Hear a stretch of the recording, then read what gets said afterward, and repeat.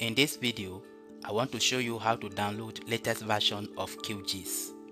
Many people have been asking me how to download latest version of QGIS. In this video, I will show you. So to do that, let's get started. Open your browser and open a new tab. So type QGIS download and press the enter key. Here is the link to the official website of QGIS, and you can equally download from this link. So click on any of the two to open the download site.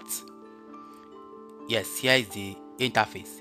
QGIS is absolutely free. However, you can make donation to them, and you can choose one-time donation, and you can also opt for monthly donation. So you can donate if you want to donate. If you are not ready to donate for now, just click on skip it and go to download. If I click on it, it will take me to download page proper. So the current version is QGIS 3.44.3 and it was released in 2025 September 12. QGIS is available on Windows, Mac OS, Linux, Android, and even on iOS.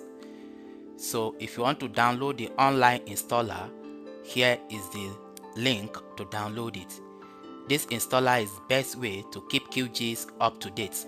Run multiple versions on your system and keep the load on their download server to a minimum. And here I want to download the offline, that is the standalone installer. So here you can see the long time version for Windows, which is version 3.4. However, in this video, we want to download the latest version, and the latest version is version 3.44. So I will click on this link to start the download. You can see that the download has started and it is about 1.3 gig. So once the download starts, you can scroll down and read more about the latest version. After the download is done, here is it. So to start the installation, double click the installer.